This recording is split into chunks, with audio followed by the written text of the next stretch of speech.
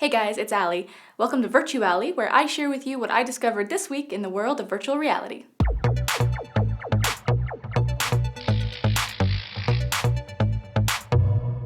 So guys, the first thing I want to talk to you about today is Christopher Nolan's new film, Interstellar. Paramount and IMAX are now offering a first look at the new film through an immersive Oculus Rift experience.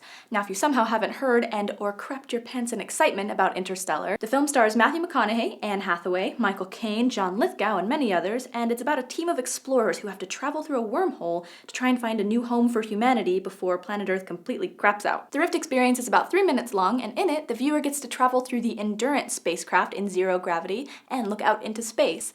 This is a traveling exhibit which started on October 6th in New York City. Its next stops will be Houston, LA, and Chantilly, Virginia. You can try it free of charge on a first-come, first-served basis at select AMC theaters in those cities. I want to try it.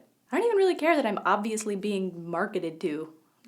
Sounds cool. In our next piece of news, a software startup company called Cytech has just launched an Indiegogo campaign for a VR platform that helps to manage anxiety and phobias. It's called Phobos. Heading up the project is a psychologist named Fernando Tarnagel, who's also the founder of Cytech. With Phobos, Cytech hopes to create a VR platform to help researchers and mental health care professionals complement existing cognitive behavioral therapy methods. Phobos will initially focus on acrophobia, which is a fear of heights, ornithophobia, which is a fear of birds, arachnophobia, aerophobia, claustrophobia, agoraphobia, and some forms of anxiety symptoms. According to Tarnagel, studies have shown that virtual reality therapy can be as effective or more than in vivo exposure, which is just directly confronting the thing you're afraid of. The Indiegogo campaign has a $25,000 goal, which they hope to reach by November 25th, and I, for one, wish them all the best of luck because I think that sounds really cool. Some of the perks of contributing to the campaign include getting to be among the first to test the software and help Cytech improve it.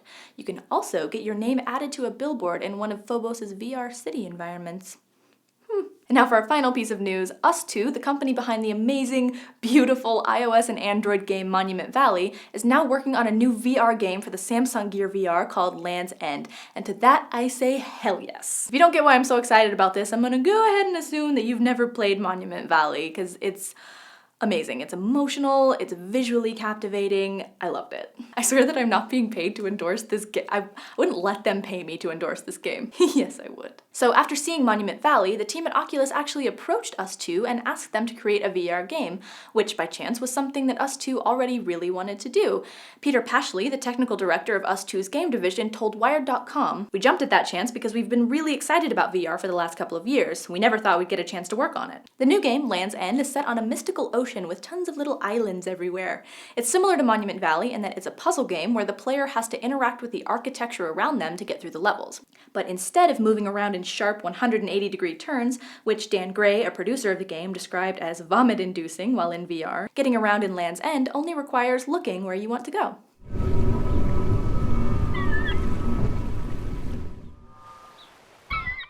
Was that a portal? Please take me through the portal. The game is set to be released in December and there are not many more details out about it right now, but I'm super pumped about it. I just hope that they incorporate a story as good as the one that they had in Monument Valley. I love you, Totem. So guys, this week's interview is kicking off a short series here on VirtuAlly that I call the VR Maker Series.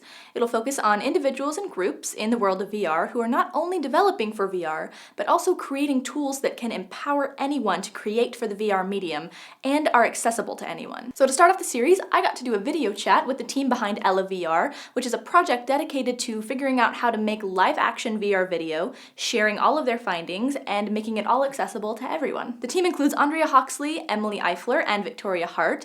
Now you might already be familiar with Victoria and Emily from their YouTube channels, ViHart and Blink Pop Shift. Now I think these girls might be the very first people to vlog on YouTube in virtual reality. So we talked a little bit about that, as well as the social implications of VR, and as usual they shared their dream VR experiences. Check it out. So I am here with the team of eleVR, which is a project dedicated to learning how to create VR video, and they're also blogging all of their findings. Hello everybody. Hi, Allie. Hi. Thank you so much for joining me. So can you guys tell me what is eleVR? We're a research group. So unlike many of the other people working in the VR space, we're not worried about selling a product or making money. We just want to know what's possible and we're free to share all of our information. Awesome. Cool. So, yeah, did anyone have anything to add to that? We focus on video, VR, stereo video at the moment, but we're also focused on future of the web and how video and VR web will be interrelated. Nice, perfect. So just to give you an idea, we have chosen to highlight you guys' project because this series that we're working on is about teams in the world of VR that are not only developing for the medium, but also creating tools that can empower anyone to create for the VR medium and tools that are accessible to anyone. And I don't know of a lot of companies that are developing for the Rift and for similar devices who are doing that like you guys are. So tell me a bit about what inspired you to share everything with the entire community rather than patenting a project and just getting a profit that way. Yeah, we really think that VR is just the future of everything. It's going to be huge, and we want that future to be open to everybody. We don't want the future of the world, basically, to be owned by one or a small number of companies that basically make people into consumers rather than creators. I love that, and I completely agree with you. Because we're a research group, we also have a lot of freedom to release our stuff. And I think it's something we all feel fairly strongly about, that we want this to be something that anyone can do. I know that Vi and Emily both come from a YouTube background where it's like anyone can make something, and we really want to make sure that that's something that continues into VR and it doesn't like become VR and then, oh, well, now the only people who can make VR videos are Hollywood studios with like hundreds of thousands of dollars at their disposal. Absolutely. What are some of the biggest challenges that you've encountered trying to develop a method for capturing live action footage for VR? It's very computationally intensive to take videos out of 14 cameras. On an experiment, it was very difficult in the beginning because it was so slow just to make one even mono video. But I think the first big challenge is just like make it fast enough that we could do experimentation. Gotcha. So yeah, you guys are working on doing vlogging in VR, not about VR, but in VR. What's happening with that, if you can tell me? We're on our 4th episode. We have shot 4. We've only released 2. Right. It takes a little while to actually produce. Yeah. So how has the response overall been to the vlog? Everyone thinks they have been in a room with us. Yeah. They're like, I tried to talk to you, but you didn't stop talking. And well, then I realized that it was a video. I wanted to look behind me, but I was afraid of being rude to you if I was. There's a lot of people who are like, I was afraid of being rude. Or, That's great. That's presence. You created a social anxiety in them. You gave them so much presence. Guys. Perfect. Okay, I'm super interested in what VR is doing, not necessarily just for gaming, but for everything. And one of those things that I'm interested in is what the implications of VR will be socially. Can you tell me what you see down the road as the social implications of virtual reality?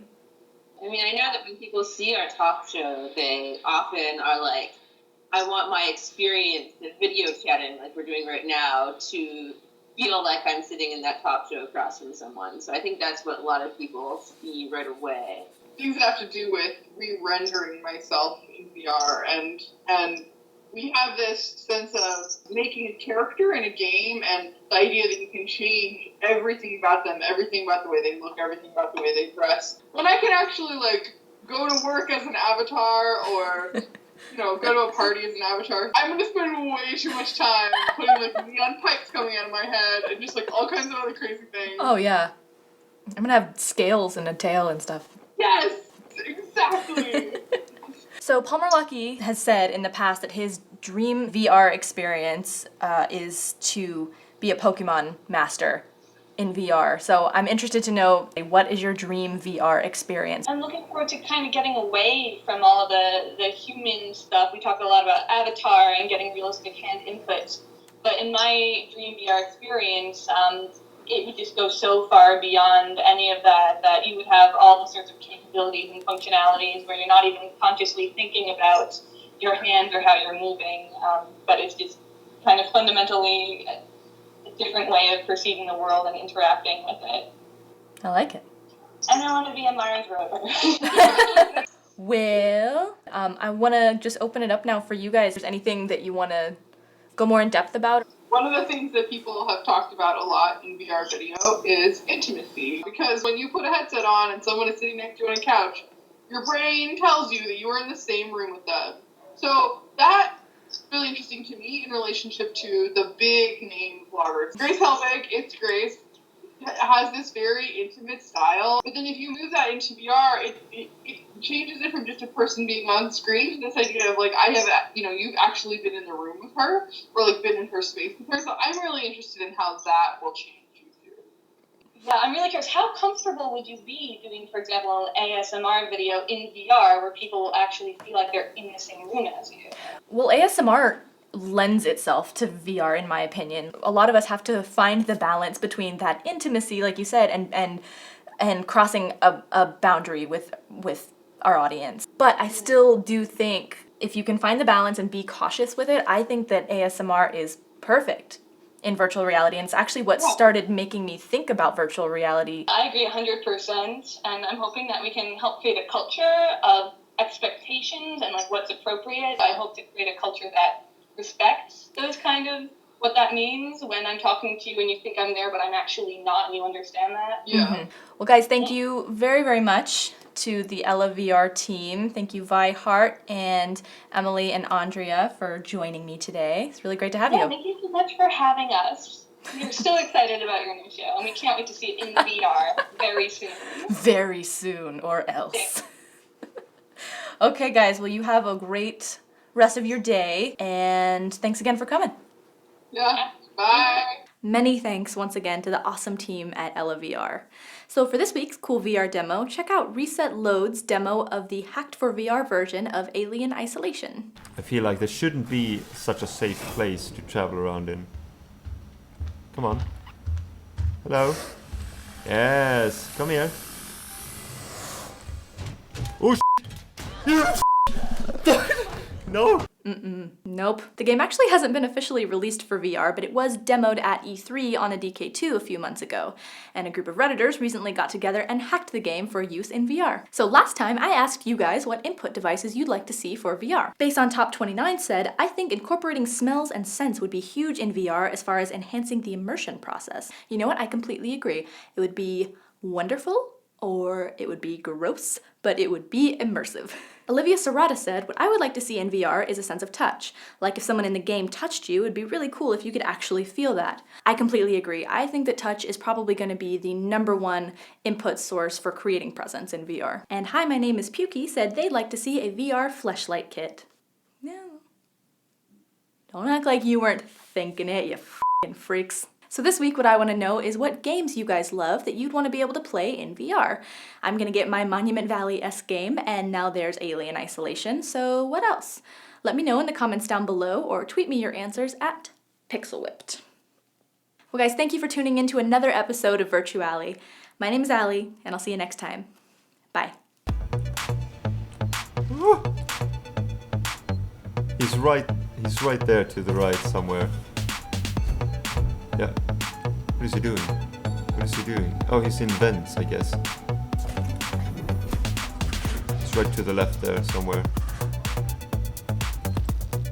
I still haven't been able to get out of the room, which is... No! No.